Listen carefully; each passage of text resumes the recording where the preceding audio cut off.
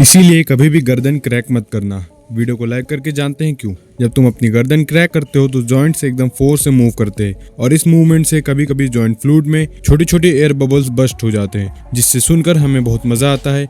लेकिन अगर तुम अपनी गर्दन बहुत ज्यादा फोर्स से ट्विस्ट कर दो तो ब्लड वेसल्स की लाइनिंग फट सकती है। रेयर केसेस में ये फटना एक ब्लड क्लॉट बनाता है जो ब्रेन तक पहुंच सकती है, और वहां अगर क्लॉट ने ब्लड फ्लो ब्लॉक कर दिया तो क्या होगा तुम्हें पता भी नहीं चलेगा।